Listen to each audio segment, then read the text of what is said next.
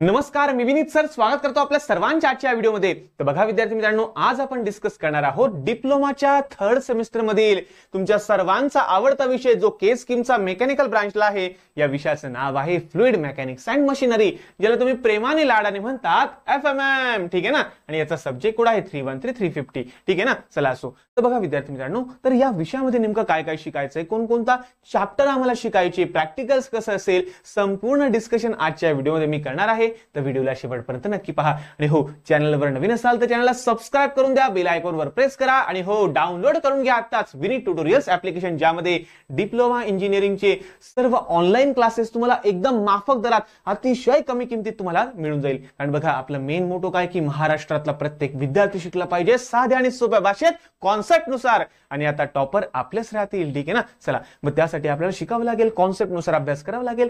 तर बघा, demo lecture सुद्धा अवेलेबल आहे आपल्या ऍप्लिकेशनवर, बघून घ्या ना, फ्री ऑफ कॉस्ट आहे ना, पैसे लागत नाही ना। चला बघा, आणि हो, जर तुम्ही जळगाव मधील विद्यार्थी असाल तर आपल्या ऑफलाईन कोचिंग क्लासेसला नक्की भेट द्या। डिप्लोमाचं गव्हर्नमेंट पॉलिटेक्निकचं जे बॅक साईडचा रस्ता आहे ना, त्या ठिकाणीच आहे। ऍड्रेस डिटेल मध्ये डिस्क्रिप्शन मध्ये तुम्हाला मिळून जाईल, ठीक आहे। चला, तर के स्कीमचा हा सुंदर असा विषय आहे। तर सिलेबस काय असेल तर बघून घेऊ। तर बघा बेटा, तर हा विषय आहे फ्लुइड मेकॅनिक्स। तो what is mean by fluid? अरे बच्चों बच्चों बच्चों, बोलो बोलो बोलो, फ्लूइड क्या होता है?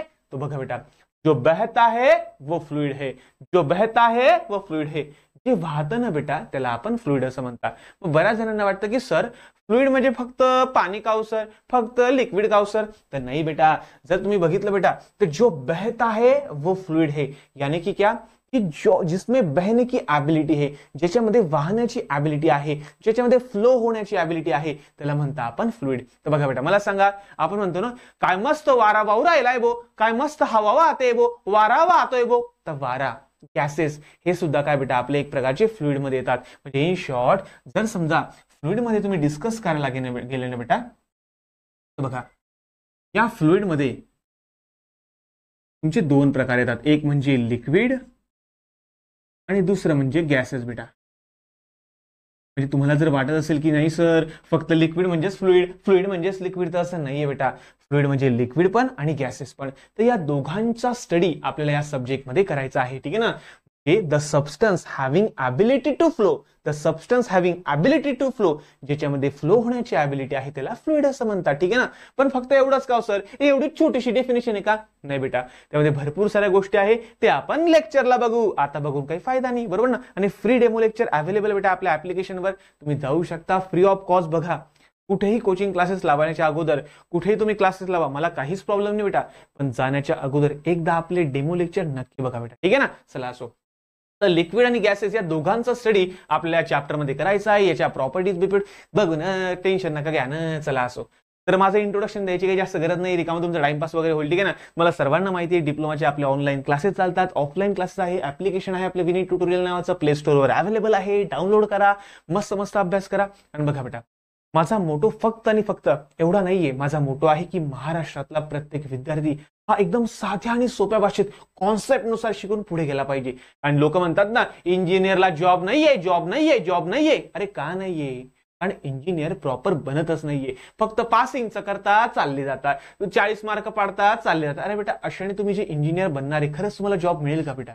इंटरव्ह्यू तुमचे क्रॅक होईल का? टेक्निकल एक्झाम तुमच्या क्लिअर होईल का? गव्हर्नमेंट जॉबच्या एक्झाम तुमच्या क्लिअर होईल का? तर मी जे तुम्हाला कॉन्सेप्ट नुसार शिकवणार आहे बेटा, त्यामध्ये तुमचं गव्हर्नमेंट जॉबचं प्रिपरेशनसाठी जे गोष्टी लागतात त्या सुद्धा एकदम बेसिक पासून तर हाय लेवल पर्यंत मी नेल्या बेटा। एकदम लो लेवल मध्ये हसत खेळत मजाक मजाक करत छान छान सुंदर सुंदर सर्व न्यूमरिकल, सर्व थेरी, सर्व डेरिव्हेशन, सर्व तुमचं प्रॉपर घेतलं बेटा, काहीच सोडलेलं नाही, एक पण सुद्धा सोडला नाही बेटा।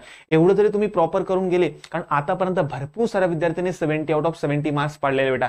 आता तुम आय होप सो तुम्ही पाडशाल, ठीक आहे। चलो, तर बघा बेटा, जास्त काही इंट्रोडक्शन वगैरे देत नाही, मला सर्वांना माहिती आहे डिप्लोमाचा मी 6च्या 6 सेमिस्टरचा टॉपर होतो, ठीक आहे। युनिव्हर्सिटी टॉपर सुद्धा राहिला मी इंजिनिअरिंगला असताना, ठीक आहे ना। तो नंतरचा विषय जाऊ द्या, फक्त डाउनलोड ऍप्लिकेशन डाउनलोड करा, फ्री ऑफ कॉस्ट आहे, पैसे लागत नाहीये, ठीक आहे ना। चला असो, मेन आपला काय सिलेबस महत्वाचा, ठीक आहे ना। चला, तर बघा विद्यार्थी मित्रांनो, तर सिलेबस मध्ये नेमका पूर्ण पॅटर्न कसं असेल, आम्हाला एफएमएमचा पूर्ण सिलेबस कसं असेल सांगा ना सर। तर बघा बेटा, तो तुमचा एफएमएम नावाचा विषय आहे, fluid mechanics and machinery, subject code तुमचा 313 350 आहे।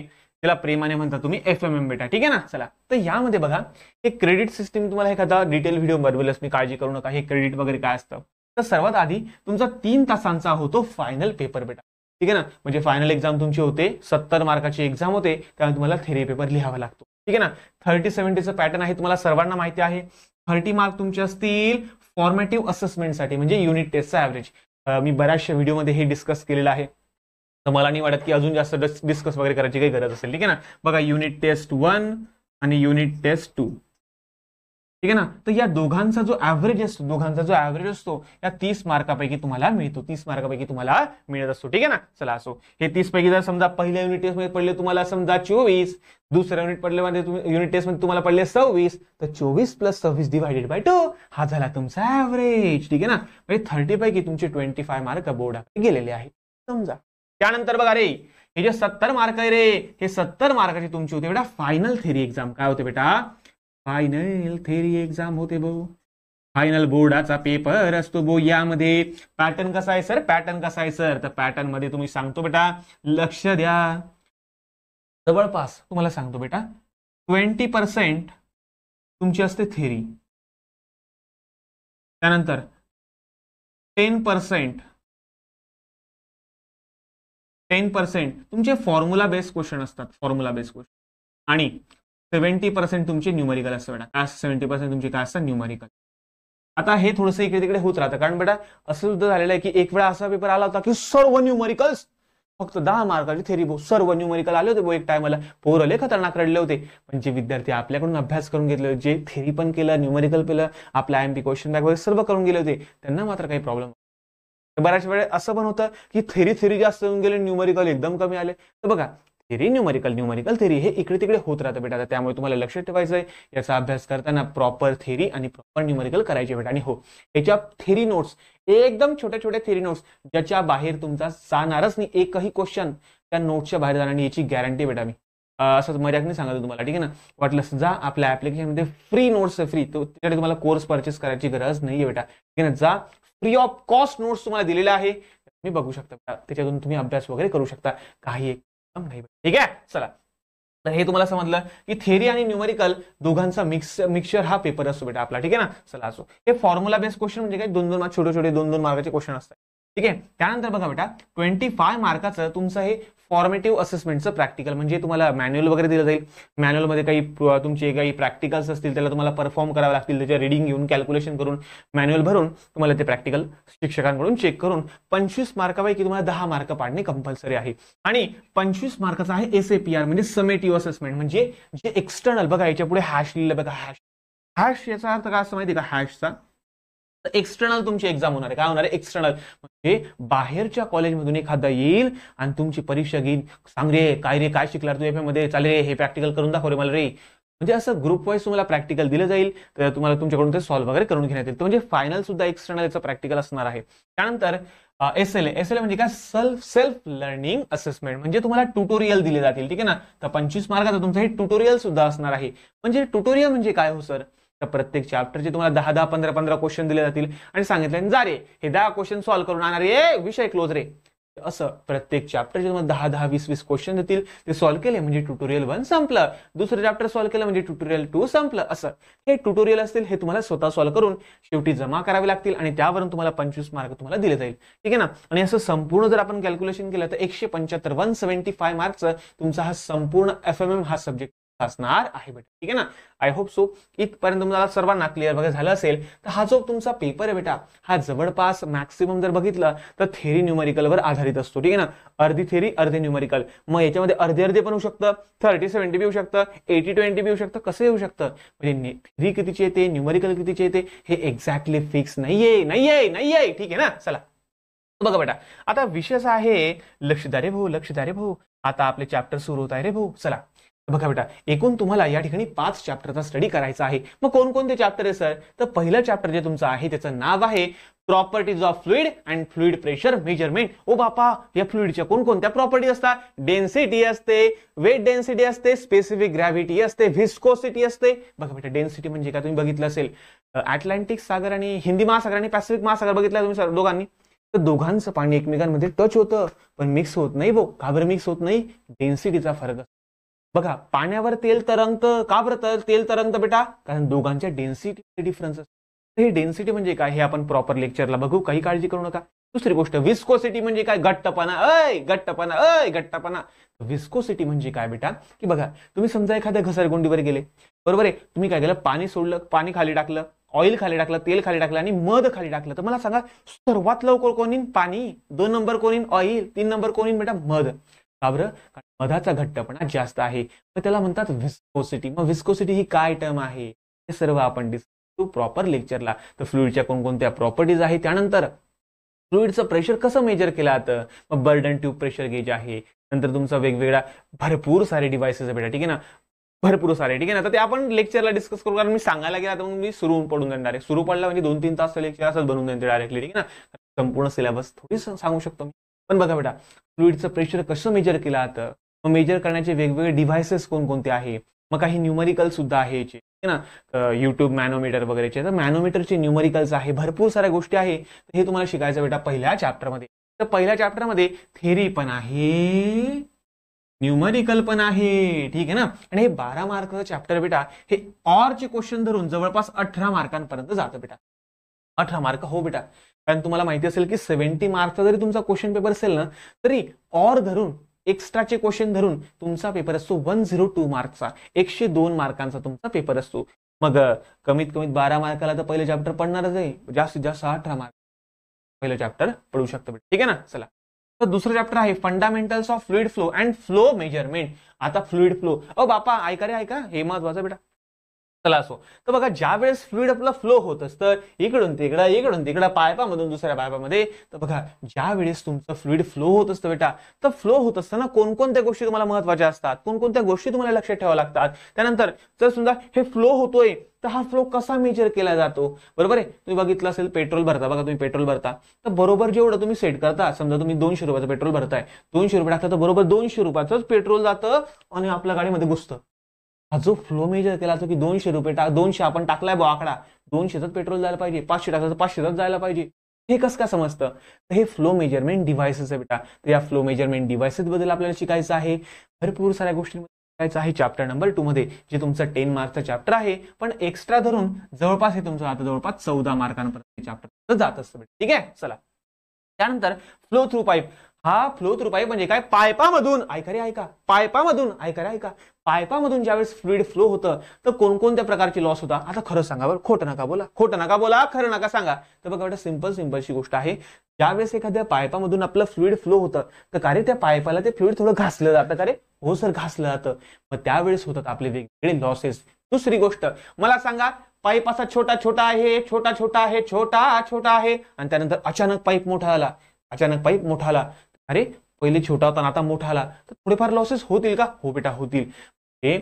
जर पाईप मोठा छोटा झाला तरी बी लॉस होता, छोट्याचा मोठा तरी झाला तरी बी लॉस होता. त्यानंतर पाईप बेंड झाला, पाईपवर कोणी पाय देऊन दिलं, तंगड ठेवून दिलं तरी सुद्धा लॉसेस होता बेटा. ते सर्व लॉसेस किती होता याला म्हणतात ऑब्स्ट्रक्शन लॉ. काय म्हणतात? ऑब्स्ट्रक्शन लॉस, ठीक आहे ना.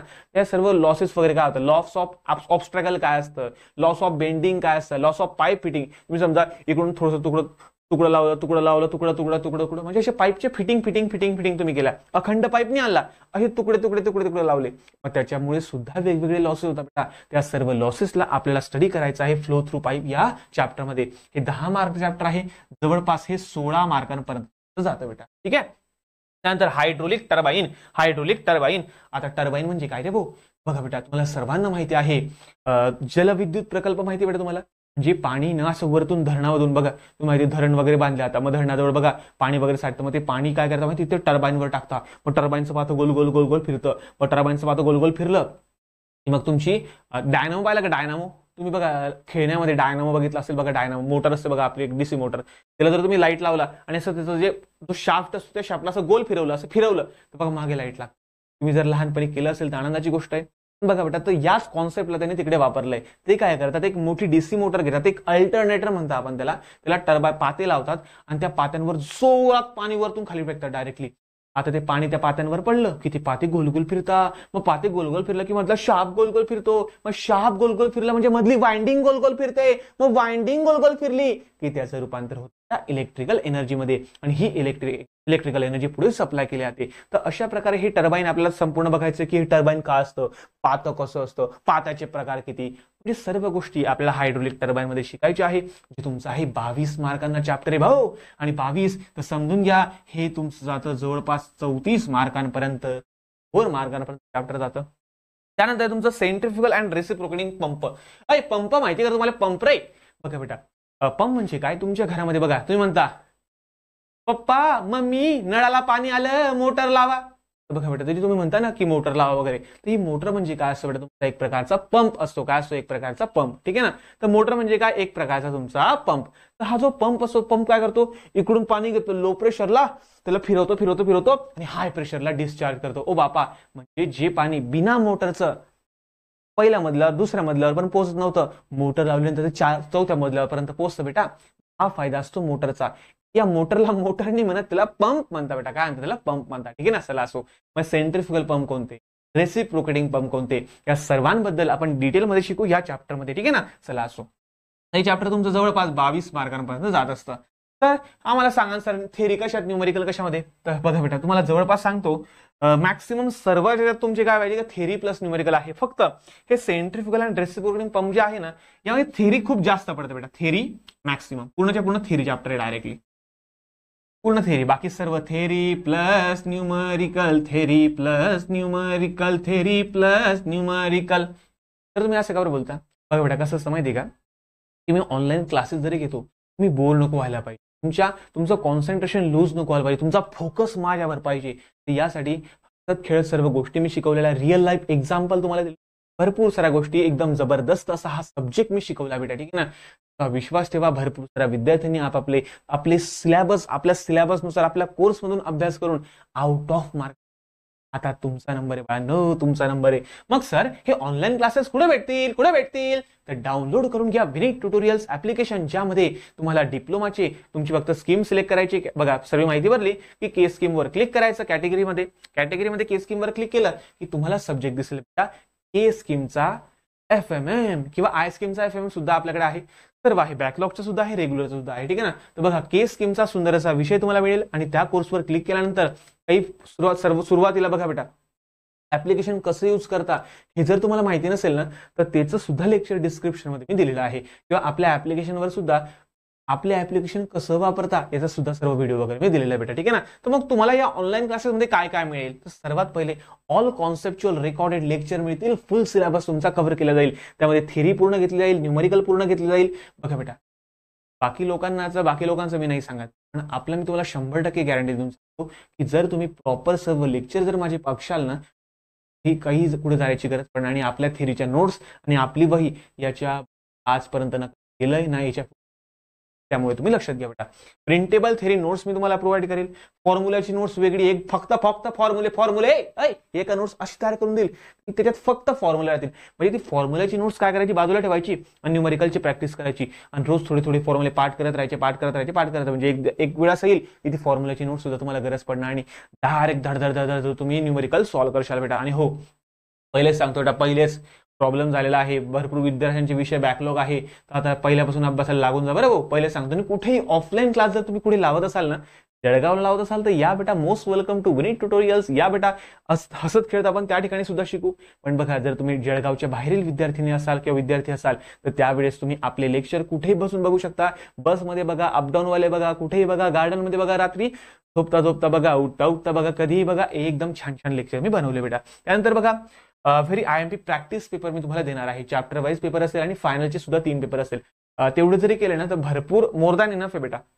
नंतर मॉडेल आन्सर पेपर वगैरे मी सुद्धा टाकून देईल, आणि IMP क्वेश्चन बँक शेवटी, ठीक आहे ना. चला असं सर्व तुम्हाला मिळेल आपल्या ऑनलाईन क्लासेसमध्ये. त्याची प्राइस एकदम नामांकित ठेवू शकता, इतकी कमी प्राइस आहे बेटा की जर समजा तुम्ही एक ऑफलाईनच्या क्लासेसची जर समजा फीस बघितली, त्याच्यात तुमची सर्व ऑनलाईन सर्व होऊन जाईल डायरेक्टली, ठीक आहे ना. बघा तर फायदा तुमचाच आहे. आणि हो जळगावचे असाल तर मोस्ट वेलकम बेटा, कारण कसं माहिती आहे का की मी थोडा सराव वगैरे करून घेतो, आणि जर तुम्ही बाहेरील असाल तर मग करावं लागेल तुम्हाला, अभ्यास तर करावा लागेल बेटा. कसंही करा पण अभ्यास करा, माझं म्हणणं फक्त एवढं नाही. हा जर तुम्हाला माझं शिकवणं नाही आवडलं, 6 ते 7 डेमो लेक्चर पहिले बघा, फ्री आहे ते पहिले बघा. तर शिकवणं आवडलं सॉरी तरच पुढे कंटिन्यू करा, नाही तर करू नका बेटा. कारण कसं आहे, कोणाचे फुकटाचे पैसे मला घ्यायला आवडणार. जर तुम्हाला खरंच वाटतंय की हा भाऊ चांगला दिसू राहिला, हा माझा मोठ्या भाऊ सारखा शिकवीन, हा माझ्या मोठ्या भाऊ सारखा मला सर्व गोष्टी गाईड करेल, तर नक्की बेटा तुम्ही आपले कोर्स परचेस करून अभ्यासाला सुरुवात करू शकता. ठीक आहे ना. आवडलं तरच कंटिन्यू करू नका. तर भेटूया पुढच्या नवीन व्हिडिओमध्ये नवीन एका सब्जेक्ट सोबत. आणि हो, या ME3K म्हणजे काय की थर्ड सेमिस्टर जे मेकॅनिकलचं आहे ना, त्यामध्ये कोणकोणते सब्जेक्ट आहे याबद्दल सुद्धा मी आपली फुल प्लेलिस्ट आहे. बाकी जे सब्जेक्ट आहे, सॉम आहे, त्याच्यानंतर थर्मल आहे, त्याचं सुद्धा मी डिस्कशन केलेलं आहे. एकदा जाऊन घ्या, बघून घ्या, ऍप्लिकेशन डाउनलोड करून घ्या, लेक्चर कंटिन्यू करा. चला तर व्हिडिओ पुढच्या नवीन व्हिडिओमध्ये. तोपर्यंत धन्यवाद. जय हिंद, जय महाराष्ट्र, जय शिवराय.